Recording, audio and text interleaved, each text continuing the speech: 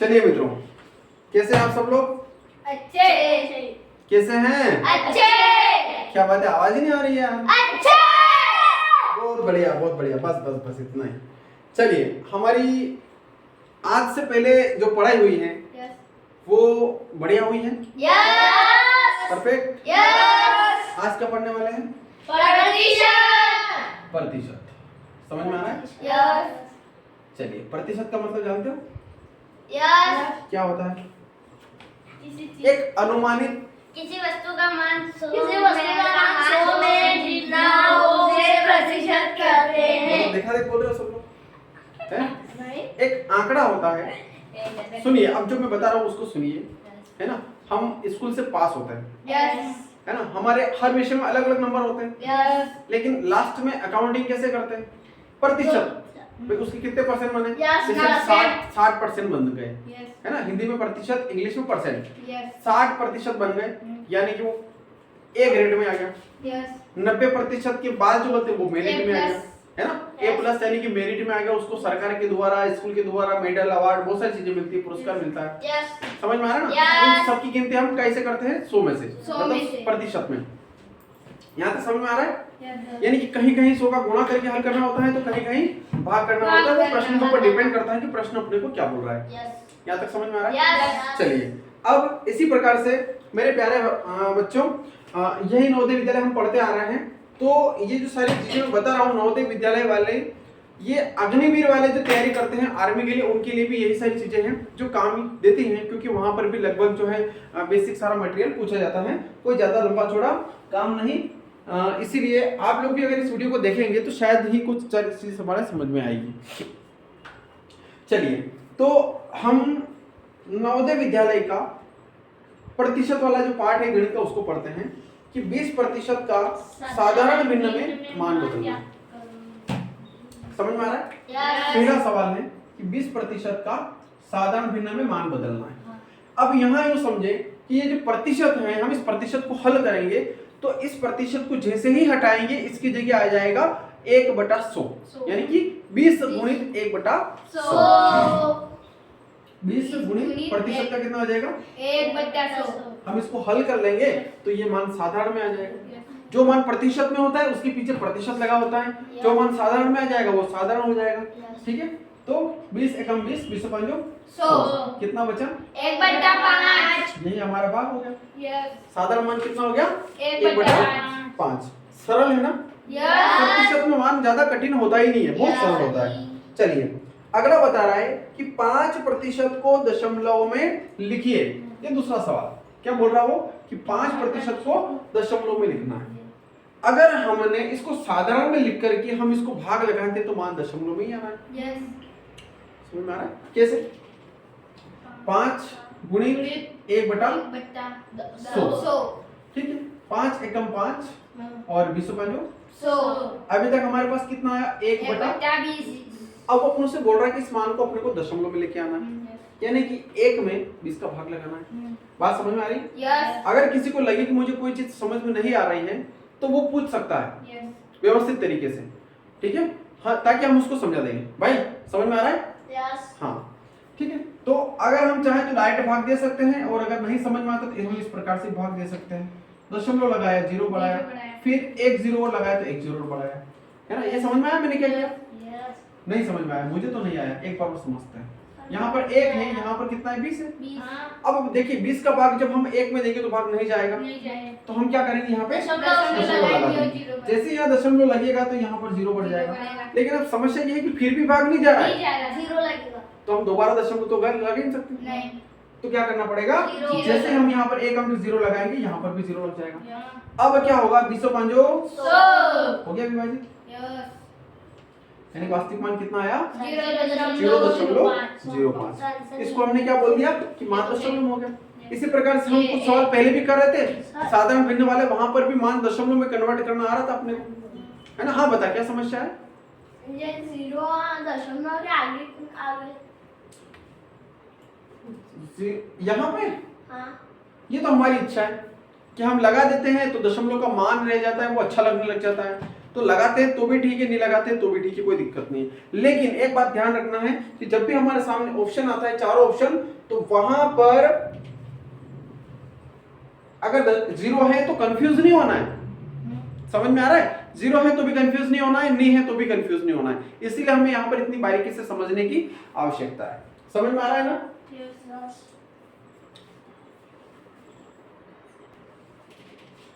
यहाँ तक समझ में आया मेरे भाई? चलिए अब तीसरा सवाल कुछ अलग तरीके से है ना।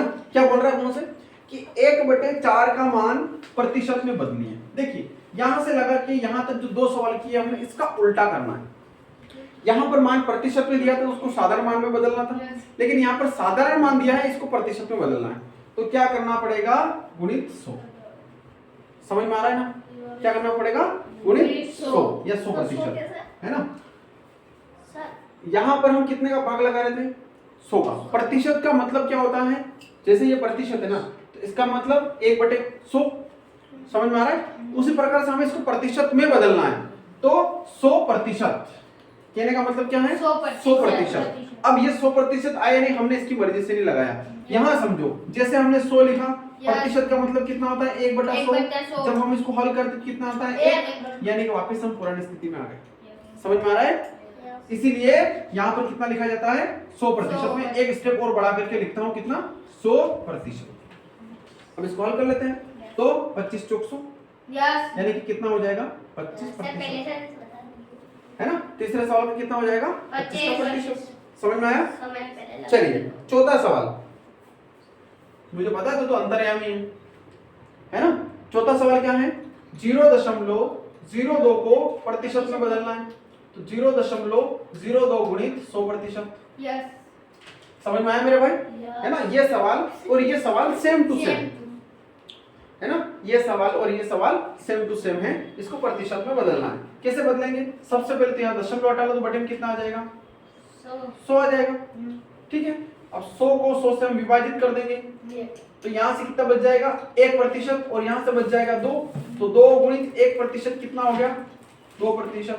तो 0.02 को हम जब प्रतिशत में बदलेंगे तो उत्तर कितना आएगा? 2% आएगा। समझ में आ गया कि नहीं आया? नहीं। समझ में नहीं आया? कहां से नहीं आया? पूरा नहीं आया। चलिए पूरा नहीं आया तो मैं इसको यहां करके एक बार और कर देता हूं। यहाँ सवाल था हमारा कि 0.02 को प्रतिशत में बदलिए। समझ में आ रहा है? अब मैं क्या करता हूं, सबसे पहले दशमलव हटा देता हूं। तो दशमलव हटाऊंगा, बटे में कितना आ जाएगा? 100। यानी कि अब मान कितना हो गया? 2/100। तो अब मैं यूं समझू कि मुझे जो सवाल प्रतिशत में हल करना है वो कितने का निकाला? 2/100 को प्रतिशत में बदलना है। तो मुझे प्रतिशत में बदलने के लिए कई का गुणा करना पड़ेगा? 100 का। 100% का। समझ में आ रहा है? अब मैं इसको विभाजित कर दूं तो कितना बचेगा? 2%। अब समझ में आया कि नहीं आया? चलिए अगला क्या है? वह संख्या ज्ञात कीजिए जिसके 5% का मान 6 के बराबर हो। समझ में आ रहा है? क्या बोल रहा है कि वह संख्या ज्ञात कीजिए जिसमें 5% का मान 6 के बराबर हो। ठीक है, यानी कि ये 5वां सवाल में यहाँ कर देता हूँ, यहाँ कर देते हैं। तो मान लेते हैं कि माना कि वह संख्या x है, तो x का 5% किसके बराबर है? 6 के बराबर में। तो x गुणित 5 गुणित प्रतिशत का कितना आएगा? 1/100 बराबर 6। यहाँ तक समझ में आया? अब हमें निकालना है x का मान। तो हम क्या करेंगे? 5/100 को बराबर से इधर भेजेंगे। जब हम 5/100 को बराबर से इधर भेजेंगे तो मान हो जाएगा 100/5। समझ में आ रहा है? यानी कि x बराबर 6 गुणित 100/5। यहाँ तक ठीक है? समझ में आ रहा है ना? ऐसा तो नहीं कि समझ में नहीं आ रहा है, मैं अकेला अकेला बोल रहा हूँ। हाँ, तो 5 एकम 5 20 5 यानी कि x बराबर 120। अब समझ में आया? किसके बराबर है वो? 120 के बराबर है। चलिए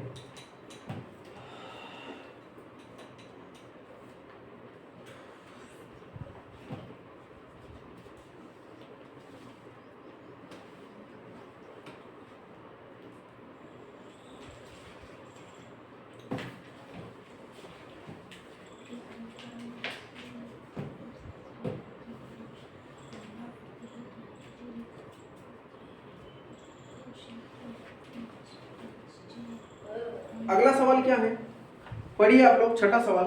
एक रेलगाड़ी में 80% यात्री पुरुष, 15% यात्री स्त्रियां हैं और शेष यात्री बच्चे।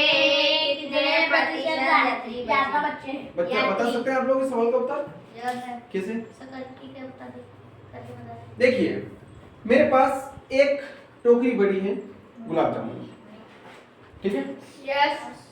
समझ में आ गया? मुंह में पानी आ गया है ना? चलिए, समझ में आ रहा है? Yes. अब खाने वाले इसको 3 प्रकार के लोग। एक तो कौन है? बड़े लोग, है ना? एक रेलगाड़ी में 80% यात्री जो है वो क्या है? पुरुष। यानी खाने वाले एक तो कौन है? पुरुष। एक और कौन है? स्त्रियां।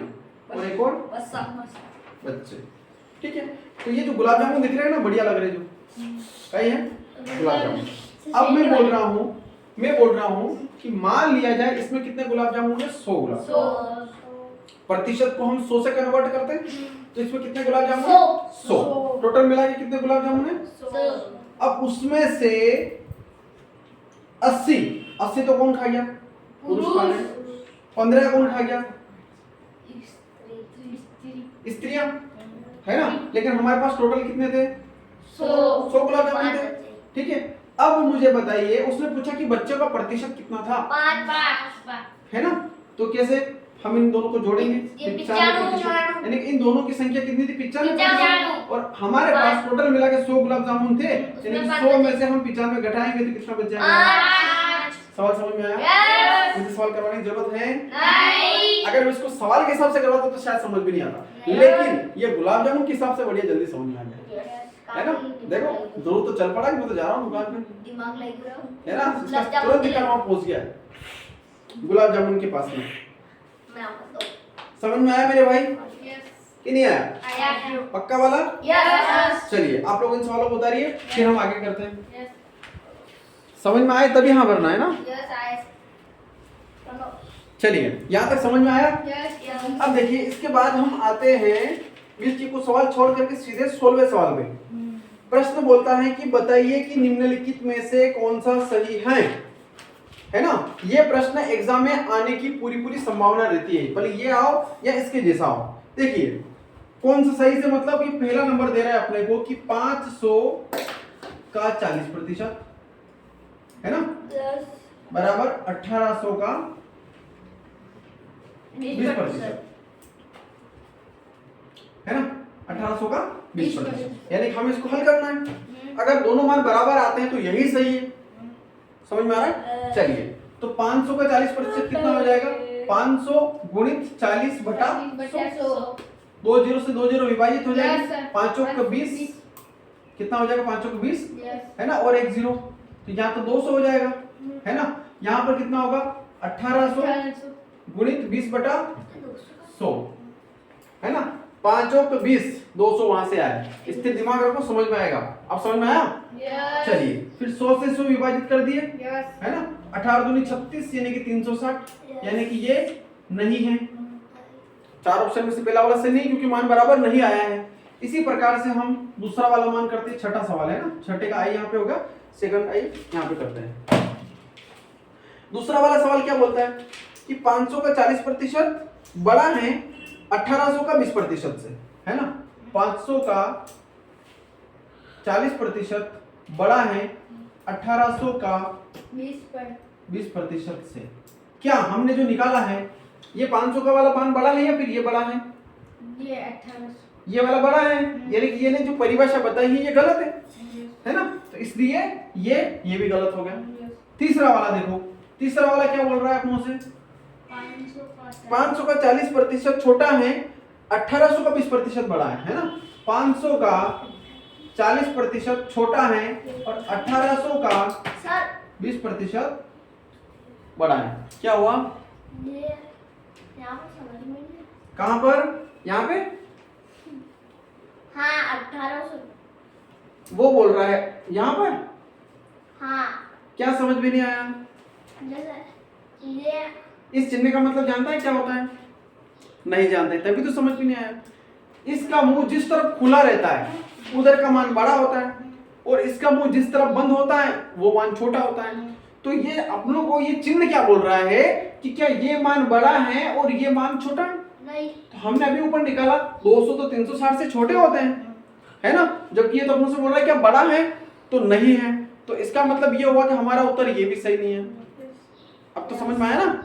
अब अगली पोजीशन में क्या बोल रहा है कि 500 का 40% छोटा है किससे? 1800 का 20% से। तो हाँ बिल्कुल है, समझ में आ रहा है ना, क्योंकि 200 छोटा है, 360 बड़े हैं, है ना। तो क्या लिखेंगे? हाँ बिल्कुल सही है। तो हमारा उत्तर कौन सा रहेगा? ये वाला सही है। अब समझ में आया कि नहीं आया? चलिए अब अगला आता है 17वां नंबर का सवाल। 16वां नंबर का है ना, 17वां नंबर का सवाल। वो बोल रहा है अपने को कि 1 पैसा 1 रुपये का कितने प्रतिशत होता है?